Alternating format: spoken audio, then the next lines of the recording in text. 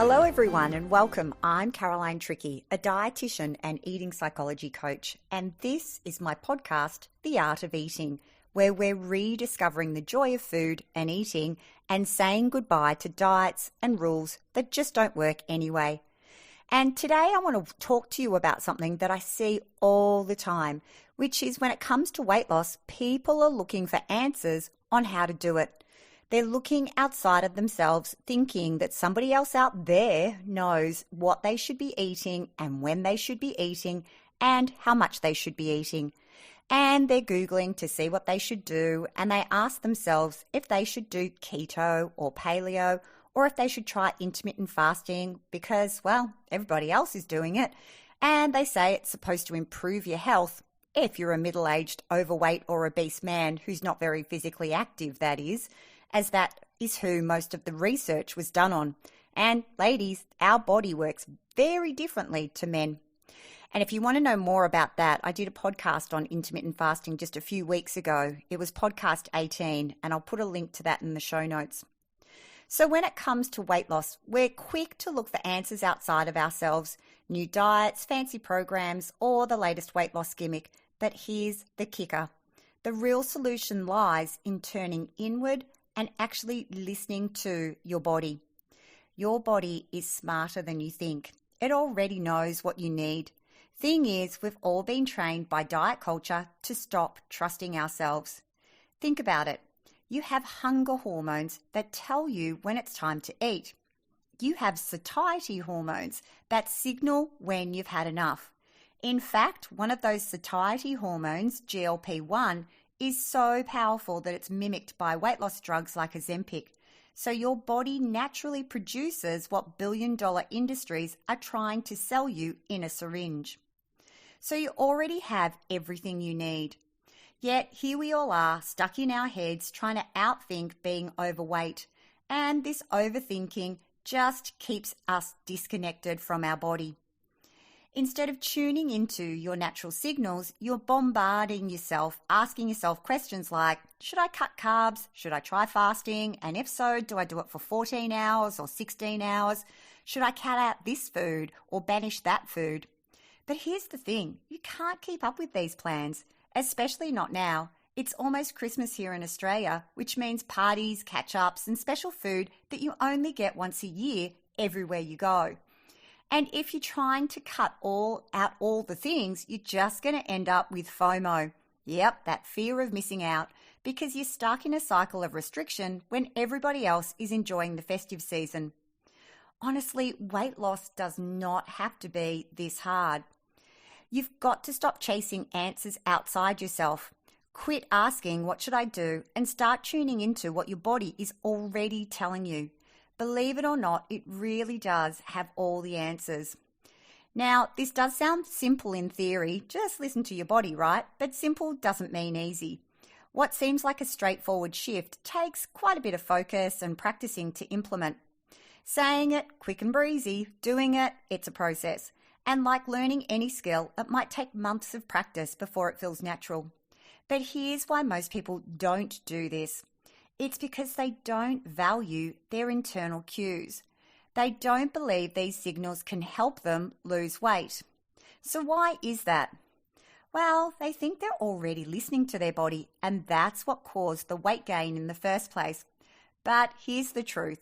We didn't gain weight by listening to our bodies. We gained weight by ignoring them, by overriding what they tell us, by eating when we weren't actually hungry, by not stopping when we'd had enough, by eating just because the food tasted amazing or because we feared we might never get it again. We gain weight not by listening to our bodies, but by tuning them out entirely. And then diet culture swoops in, pointing fingers and telling us we're the problem and that they've got the solution. And I can't even begin to tell you how absurd that is. They claim we can trust them to fix us, as if we're broken like Humpty Dumpty, waiting for all the king's horses and all the king's men, or in this case, all the keto plans and all the juice cleansers to put us back together again. But they don't help. They only make things worse. And thing is, we were never broken to begin with. And have you ever stopped to consider the success rates of diets? It's a staggering failure up to 98%. Yep, 98%. If any other business had a strategy with that kind of track record, it wouldn't survive. But somehow when a diet doesn't work, we don't blame the diet, we blame ourselves. We tell ourselves it's because we didn't have enough willpower, discipline, or self-control. Or we think we picked the wrong diet, so we try again and again and again, just with a different set of rules, restrictions, and promises.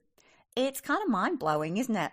But you don't need diets. You don't need anybody else telling you what, when, or how much to eat. You don't need somebody else's rules or restrictions because you already have everything you need to figure this out. What you need is to start listening to yourself. Thing is, this idea kind of freaks people out. I see the panic in their eyes when I suggest connecting with their body signals. Why?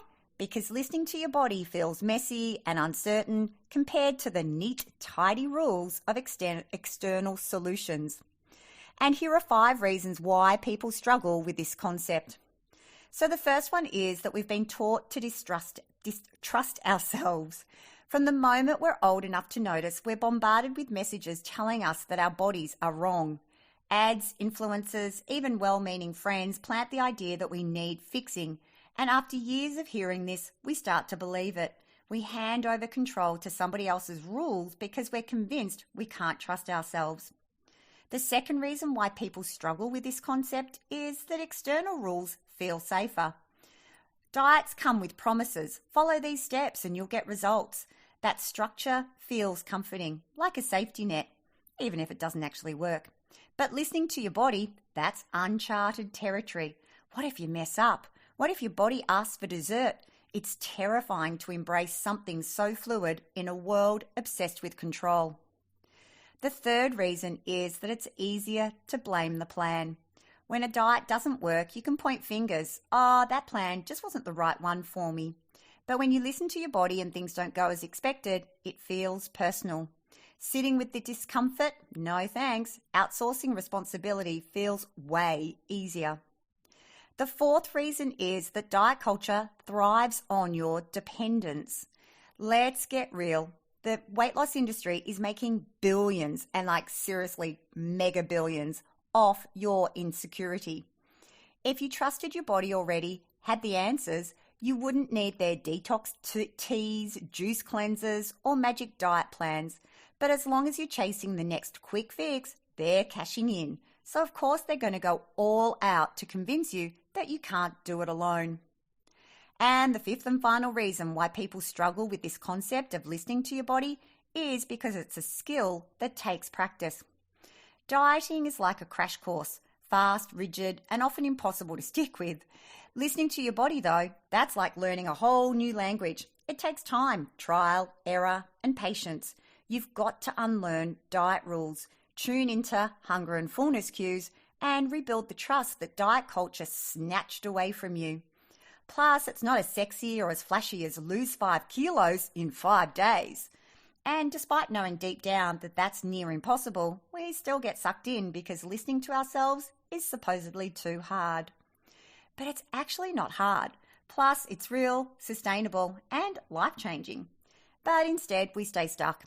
Because of these challenges, so many people miss the down-to-earth practical way to lose weight. Instead, they end up stuck on the hamster wheel of dieting hell, pouring endless time, energy, money, and effort into losing and regaining the same 10 or 20 kilos over and over again. And let's not forget how it completely crushes your soul in the process.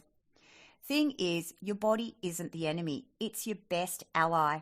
When you stop looking outward for answers, you'll realize you've had everything you needed all along.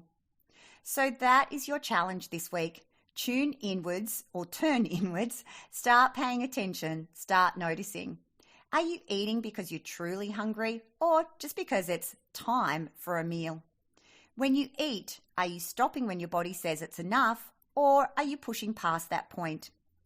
Do you find yourself cleaning the plate whether it's the right amount for you or not? This is such a common habit and one I used to do. Plate cleaning was my default for years and years and years, and I did it without even realizing what I was doing. Learning to stop eating when I'd had enough wasn't easy, I'll be honest. But I taught myself, and now, over 20 years later, including through menopause, it's a skill that's helped me eat what I want while being able to maintain my weight. Listening to your body isn't an overnight fix. It's a lifelong skill, but it's so worth it. And the beauty of this is that it grows with you and it goes wherever you go. As your body changes with age, these skills adapt with you, keeping you connected and in tune with what you need at every stage of your life.